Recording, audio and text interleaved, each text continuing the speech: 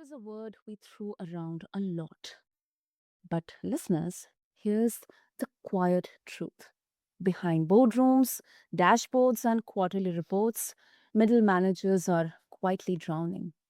They're expected to be emotionally intelligent, visionary, decisive, and endlessly available, all while dealing with layoffs, disengagement, and burnout. And we often celebrate emotional intelligence as this magic fix. But just imagine, what if that's not enough anymore? What if empathy without systems actually leaves leaders and their teams adrift? Welcome back, listeners, to today's episode on the BizBlend podcast. I'm your host, Sana, and today I'm joined by someone who knows this pressure firsthand. Tia Williams didn't climb the leadership ladder, with an MBA or a perfect blueprint. Tia built her career through trial by fire, leading teams through acquisitions, proving frameworks in high pressure environments, and delivering real results. Hear me out: 90% retention, doubling productivity, and saving $400,000 along the way. And Tia is now writing the leadership equation, a bold look at why modern leaders need more than just EQ, emotional intelligence, to survive in today's complexity. So, listeners, let's quickly dive deep into this interesting discussion. So, Tia, welcome to the show, and it's really an honor to have you here with us. Thanks for having me. I'm really excited about this discussion. I'm looking forward to it. Definitely, definitely. I think this is such a unique take on, primarily on EQ. Why? Because, personally, I believe until now, we were kind of in a journey to explore the importance of EQ or emotional intelligence, because that has been something, conventionally portrayed as a soft skill in the workplace settings. Now, I think we need to also explore the other side of the coin, that why just EQ is not enough. And of course, secondly, when it comes to middle management, I think we definitely need to talk about that. So with that, Tia, let's begin. Um, we hear so much about emotional intelligence as this golden ticket to leadership. Yeah. Why isn't that enough anymore? Well, things have really changed. First off, if you think about how leadership has evolved over time, we're dealing with a lot higher pressures. We're dealing with environments that are moving really rapidly. If you think about VC backed environments, you think about tech, and all these industries, everything is moving quickly. And the old leadership playbooks really just aren't enough anymore. Now, when it comes to EQ specifically, I don't want anybody to be confused. EQ is important. EQ is a foundational skill, but we need to evolve beyond EQ, because EQ is really about self awareness. It's about understanding the emotions of others. But if you look at the real definition of EQ, it's about Mhm. awareness, it's not about action. So we need to evolve beyond that into relational intelligence. And relational intelligence is about taking action on the emotions that you've become aware of. And it's about navigating the complex web of cross-functional organizations to be able to get work done. Hmm.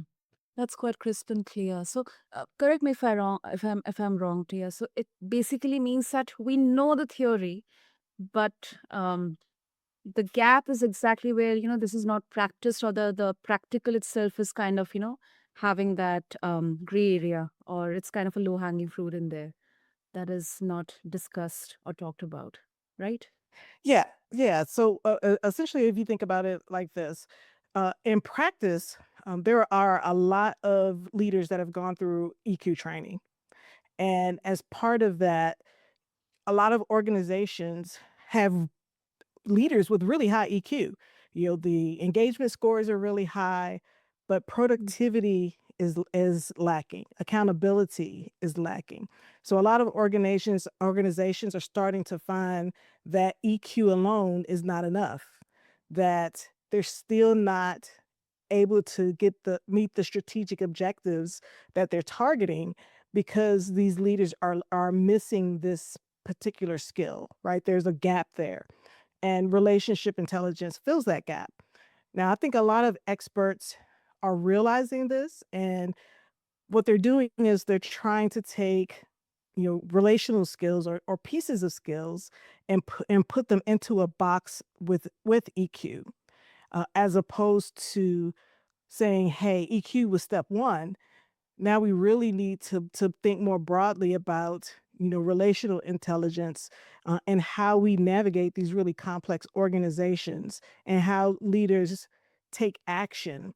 How do you navigate the invisible org structure within a company? Who influences decisions, as an example, right? So if you can't pick up on those things, in today's complexity, you're going to Mm. struggle as a leader. Got it. Got it too. Okay, now let's make this more easier for our listeners. Of course, with an example in there, if you can share a story where, or maybe a case study where EQ alone would have failed if you didn't have systems, or maybe the company, the leadership didn't have systems or structure in place. Yeah, I can actually give you an example from my own experience. I actually was tapped to lead a integration, M&A integration, post acquisition, and Mm. I ended up with two teams. I had a team that was highly analytical, and I had a team that had high emotional intelligence. That these were the leaders, the leadership team. The team itself was about 100 people, so I had two groups of leaders. And the highly emotional intelligent leaders, they had very, very high EQ scores. They connected with their teams really well, and you know they did all of the things that you traditionally think of someone who's highly emotional intelligent. They did all of those things really well, but Mm. their teams and where they fell short was in accountability. Their team's projects had more of a tendency to be late. They had a tendency to, um, be too empathetic. And what I mean by that is, they weren't holding their team members accountable. They actually had a tendency to, extend deadlines, trying to be helpful as opposed to saying, "Hey, we have deadlines for a reason. We can't just keep moving we can't keep moving the goalpost," as an Mm. example, right? So, that's a quick example of, those highly emotionally intelligent leaders. Now, the analytical leaders, they actually had the opposite problem. They were great at their teams finishing their projects on time. They, Yes. had their teams were accountable, and the challenge I had with them was the opposite, right? Their teams felt like they were too rigid, that they weren't empathetic to whatever the employee might be going through on a personal or professional level. And so what I actually ended up doing was integrating the two. I had to teach both sides to integrate both emotional intelligence and that analytical thinking together. Mm. And that is in essence the basis of my equation or my formula, right? My framework. It's the leadership equation, and it's bringing the first part of it is bringing together that relational intelligence and analytical intelligence, because as modern leaders you need both. Wow. Like, dear, I really get that. I do really get that. And first of all, I think it's such a complex, like, it's kind of a difficult to balance both of these, Yes. because until now we have seen either of the extremes. um But then, and this is something personally I also, I discuss this a lot with whether it's my team members or partners, um, that I am empathetic. I hear you. Uh, I understand that you have some kind of personal or maybe professional gaps in there. But then when it comes to the hard realities, the numbers, the deliverables, the expectations, I think it's better to be direct than to sugarcoat everything. So it's Yes. like, having that hard, strict teacher who is equally empathetic. However, Yes. they'll definitely guide you to set on the right path. Yes, absolutely. And the challenge is really complex, like you say, and part of it is some of these middle managers have never been taught the right skills to be able to do that, right? They've never Mm. been taught how to actually lead, how to have hard conversations, right? There's a really big skill gap for middle leaders, and it's causing lots of problems for the middle managers and for their teams. Hmm. Yeah, and I think uh, another I think kind of uh, problem or a kind of surprise can come. So, for example, if a team member is having a perception of their manager as somebody who is empathetic, sensitive, not sensitive in the sense they are easy to work with, um, they can be approached very easily, but then there's a sudden shift in terms of approaching from a work perspective. Let's say in scenario team member is not able to perform or not able to work as per the expectations, then if there's a change in the kind of the discussion, then that's kind of a setback for the team member. It demotivates, and then there's a whole discussion around the communication gap, the kind of trust issues, and I think that relationship really really gets damaged in there. So yeah, this is real, this is real. Yeah, and I think that there's a way to do that, right? So a big part of it is the foundation. Do you have the right foundation in terms of a relationship with your employees? Hmm. That's the number one, because even when you have to give bad news, or even if you have to communicate in a hard conversation, if you have the right relationship, you built up psychological safety, you've done all of those relational things, that means you have built up equity, right? And that equity is something that you can use to help you have that hard conversation with the person. And it becomes about how you communicate, right? So, hey, look, here are the things that you're doing right. But we have this challenge, and we need to figure out how to help you grow, right? Because it's an opportunity for growth. So Yeah. how you have the conversation is just as important as having the conversation itself.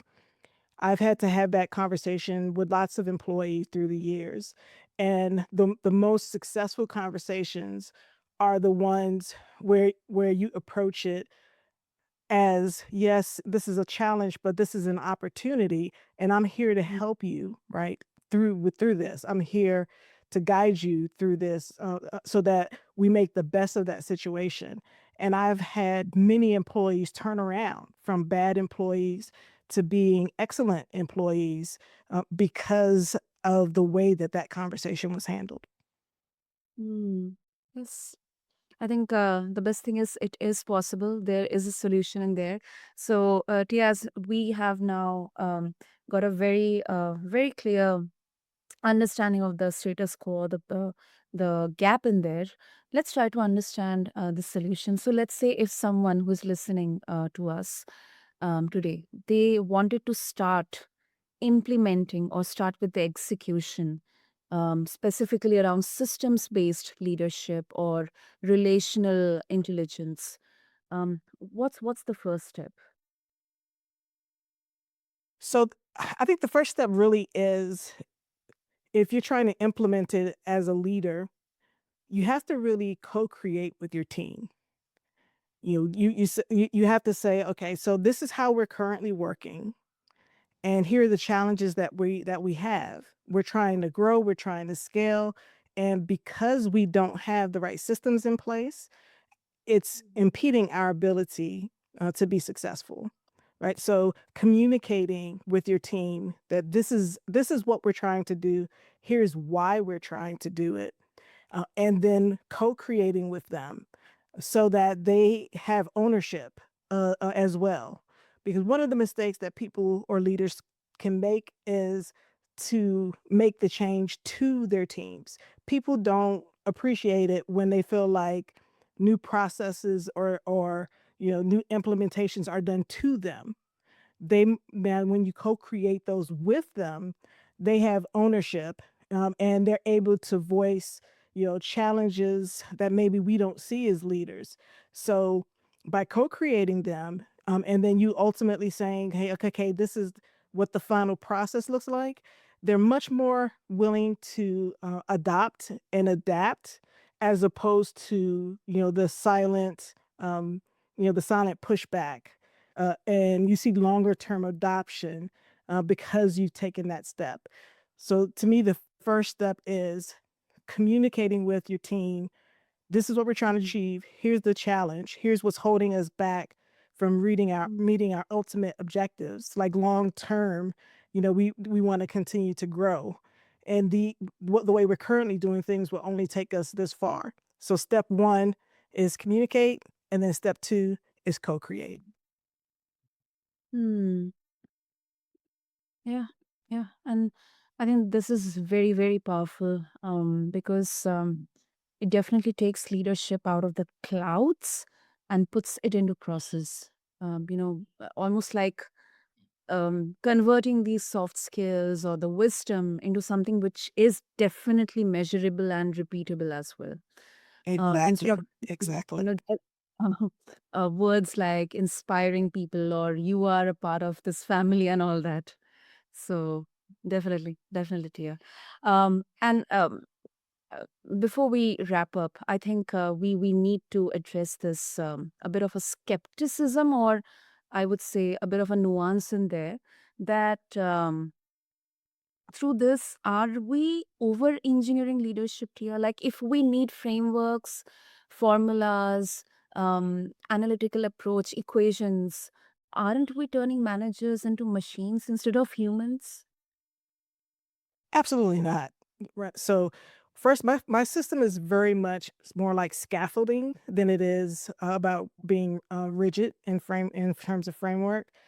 It's really important that you have both, right? You need to have systems. Systems make leadership repeatable. If someone steps into a system, they have guidelines and guardrails that help them to see where they need to go and how to get there, and you eliminate trial by fire, um, and it makes it scalable. That's what a system is all about. The relational intelligence, again, we're combining the 2. So, there are people who are highly analytical, who have problems understanding and connecting with, emotional intelligence, right? That's a right brain skill in their left brain. The thing that becomes important for them is, how do I actually process this emotional intelligence? And Mhm. the way I help them do that is by helping them to see emotional intelligence as data. So for people with analytical minds, it gives them a way to not just constantly be burned by trial by fire, but actually process, this is how I need to apply emotional intelligence to the decisions that I'm making. And for that Mhm. person who's highly emotional, right, or not emotional, but who is highly emotionally intelligent, for them, it goes from beyond, hey, I have this gut feeling. This is what I create the have creatively come up with. It takes Mhm. that and turns that into a data-backed, evidence-based approach. So if you go to a senior leader, you're able to say, "Hey, this is what I see needs to happen. Here's why," right? And that's your creative right brain. But then here's the data to back it up. so that you're and here are the metrics we can use to measure it. And it's not about the two being side by side, analytical and relational. It's about integrating the two for the best holistic approach as a leader. Exactly. I love that holistic approach. Oh, superb. And also, just a quick, uh, side or bite for the listeners. Tia, your journey is really, really unique because this is coming from someone who, um, I mean, there is no MBA, um, not that typical business background, which I absolutely personally admire. Um, because now it has kind of become, um expected that somebody who has that degree, they only have that capacity to speak, talk, and behave in that business language. But I do not agree. I do not agree personally. I may be wrong, but that's my personal viewpoint here. You built your career through trial by fire, you develop frameworks, and you are sharing these really, really practical, real, raw, ground insights. Um, so, I mean, how it has been? I mean, have you ever got pushback because of your background while uh, you know uh, introducing this approach to the leaders or the companies? So now, with the proven results that I have, I don't really get pushback the way that I did at one point throughout my career. Quite frequently, I would have to start over at the bottom, right? But I would quickly rise to leadership roles at every organization that I've ever worked for. So it's been very much about once people see what I'm able to do, there's no Mhm. question. All right. And now that I have, the social proof and the real world experiences that back all of that up, I don't get the same level of resistance that I once did. Brilliant. That's brilliant. Great. So, Tia, if our listeners they would like to connect with you and also get a hold of your upcoming book and on the resources that you are sharing, what would be the easiest way? The easiest way to is to connect with me on LinkedIn. So my LinkedIn username is Tia A Williams 2. That's TIAAWILLIAMS and the number 2. And I share updates on LinkedIn 5 days a week. And then my book, I'll be announcing the actual release date for the book through my LinkedIn profile. So that's the absolute best way to stay in touch with me. Superb, superb. So, first of all, congratulations to you, Tia. And listeners, I'll make sure to mention all the details, all the links to connect with Tia and get a hold of her upcoming book. Just refer to the show notes along with this episode on whichever platform you listen your podcast to. And thank you so much, Tia, for bringing such clarity and honesty to a conversation that I believe so many leaders are afraid to have. Thank you. Thank you. Thanks for having me. Great. And to all our listeners, I think this conversation it really breaks the myth of leadership as a personality contest. It's not about being the most charismatic or the most aggressive or empathetic or the most inspiring. It is about building something sustainable, repeatable, and real. That's what Tia reminds us. And with that, we conclude this episode of BizBlend. Until next time, this is your host Sana signing off. Thank you.